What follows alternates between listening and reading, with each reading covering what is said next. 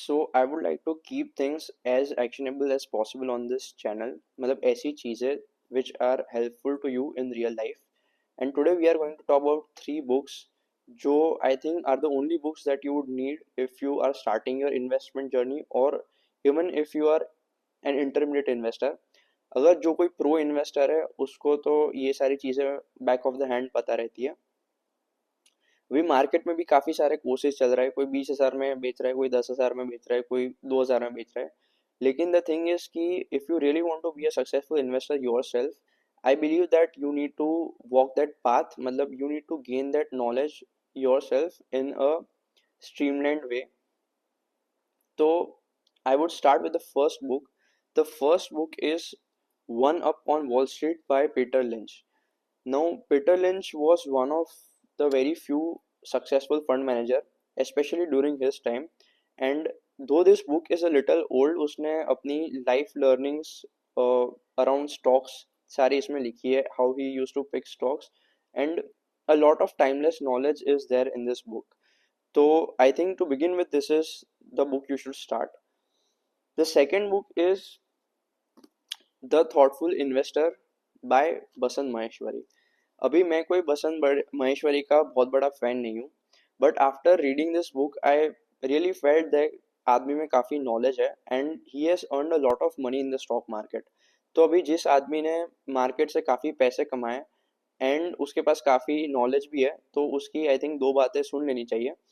तो this is the second book, and this is the only book that I have come across that is written in Indian context. मतलब सारी जो books रहती है, for example One Up of Wall Street हो गई या कोई भी ले लो आप, those are all written pertaining to the American markets or the Western markets.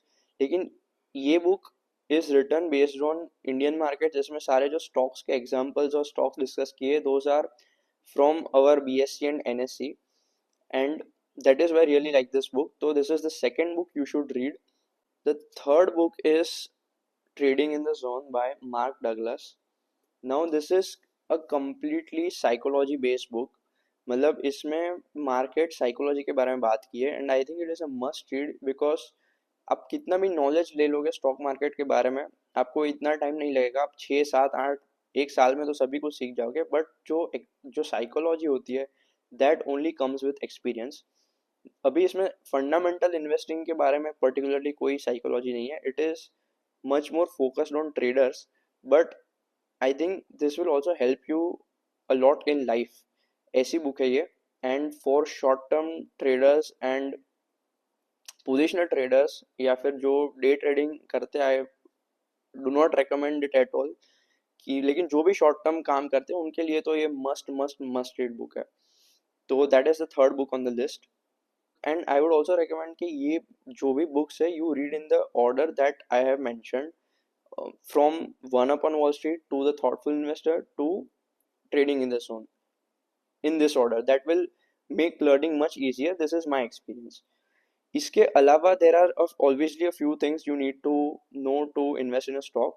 तो तीन चीज़ें इंपॉर्टेंट है जो I would highly like which I would like to highlight are, पहली है to understand the business model, because when you understand the business model आप ये समझ सकते हो कौन से सेक्टर में what are the tailwinds etcetera.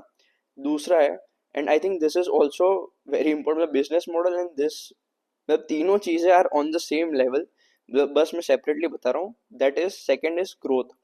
Growth triggers क्या है कंपनी में, कंपनी की ऑर्डर बुक कैसी है, वो ऑर्डर बुक कब कंप्लीट होगी, उसकी एग्जीक्यूशन पीरियड कैसा है, सेल्स विजिबिलिटी कैसी है, मार्जिन्स कैसे है, अगर प्रमोटर ने कोई गाइडेंस दी है, अगर गाइडेंस दी है तो पहले वो गाइडेंस, उनका कमिटमेंट जो था वो प्रमोटर ने कंप्लीट किया था या नहीं किया था, कंपनी का ऑपरेटिंग कैश फ्लो कैसा है, आरओसी कैसा है, आरओई कैसा है, डेट है या नहीं है कंपनी में, एंड क्या कंपनी और पैसे रेज कर सकती है, अगर कंपनी कोई कॉर्पोरेट एक्शन लेती है तो उसके ईपीएस पे क्या चेंज होगा. ये सारी चीज़ें are the technical aspects of investing which you need to know very well to.